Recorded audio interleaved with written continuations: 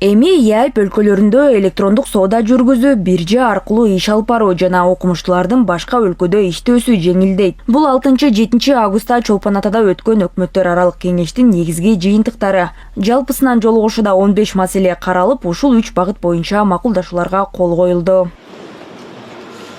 Электрондук соода боюнча жаңы эрежелер ЕАЭП өлкөлөрүнүн ортосунда товарларды интернет аркылуу сатууга жол ачат. Ишкерлер үчүн соода жүргүзүүдө жалпы шарттар түзүлөт. Ошондой эле электрондук документтерди колдонуу жана маалыматтарды коргоо маселеси дагы жөнгө салынат. Мунун баары ЕАЭП өлкөлөрүнүн ортосунда онлайн сооданы жеңилдетип, ишкерлерге товарларын башка өлкөлөргө сатууга мүмкүнчүлүк берет.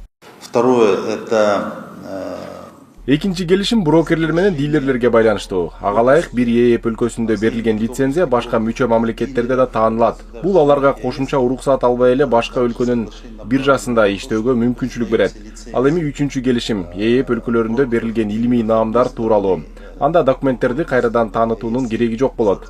Бул окумуштуулардын башка өлкөлөрдө ишке орношуусун жеңилдетет. Жаңы тартип макулдашуу күчүнө киргенге чейин берилген документтерге да тиешелүү болот. взаимное признание документов об учебных званиях. Жарандар үчүн маанилүү дагы бир маселе электромобилдер. Быйыл аларды бажы алымын төлөбөй жеңилдетилген шартта алып келүүгө 15 000 квота бөлүнгөн. Суроо талап жогору болгондуктан дагы 10 000 орун кошулду. Квота, которая была на прошлый год. Былтыр берилген квота жыл аягына чейин толук колдонулса, быйылкы квота июнь айында эле түгөнгөн. Ошондуктан бул биринчи кезекте кыргызстандык керектөөчүлөр үчүн маанилүү. Анткени квота берилсе, унаанын баасы да төмөндөйт. Бул чечимге жетишүү оңой болгон жок. Маселе ЕАЭПке мүчө 5 өлкө менен макулдашылат. Эң негизгиси бул унаалар Кыргызстанда калышы керек. Квота менен бажы төлөмсүз киргизилген электромобилдерди башка ЕАЭП өлкөсүнө кайра сатып жиберүүгө болбойт. У нас есть запрет.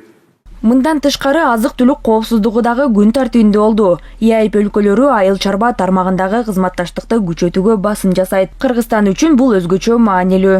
Это крайне важное, актуальное направление. Келишимдерден тышкары азык-түлүк коопсуздугу боюнча да маанилүү маселе каралды. Бул багыт мамлекет башчысы Садыр Жапаровдун демилгелеринин бири. Президент буга чейин ЕАЭП өлкөлөрү азык-түлүк коопсуздугу боюнча биргелешип иш алып барышы керектигин белгилеген. Жыйында ЕАЭП өлкөлөрүнүн айыл чарба тармагындагы абалы талкууланды. Кайсы мамлекетте кайсы продукция жетиштүү өндүрүлөрү жана бири-бирине кандай жардам көрсөтсө болору айтылды. Эми бул багыттагы иштер улантылат. И вот здесь как раз Серепчилердин айтымында кабыл алынган чечимдер ЕАЭП өлкөлөрүнүн экономикалык байланышын дагы күчөтөт. Айрыкча соода жана инвестиция үчүн жаңы мүмкүнчүлүктөр түзүлөт. Бул Кыргызстанга дагы жаңы рынокторго чыгууга жана экономикалык өсүштү камсыз кылууга шарт түзөт. ЕАЭПтин алкагында абдан бир жакшы долбоорлор бар.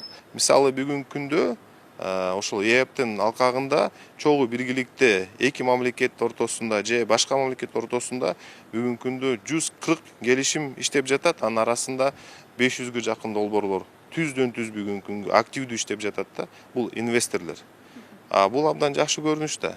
Мындан тышкары 2027 жылдын 1 январынан тарта ЕАЭПте тышкы электрондук соодага байланыштуу жаңы тартип күчүнө кирет. Маркетплейстер аркылуу келген товарларга 5% бажы төлөмү алынат. Бирок ар 1 килограмм үчүн төлөм 1 евродон кем болбойт. Ал эми жеке керектөө үчүн алынган баасы 200 еврого чейинки товарларга бажы төлөмү алынбайт. Жаңы тартип электрондук сооданы жөнгө салып, сатып алуучулар үчүн так шарт түзөт.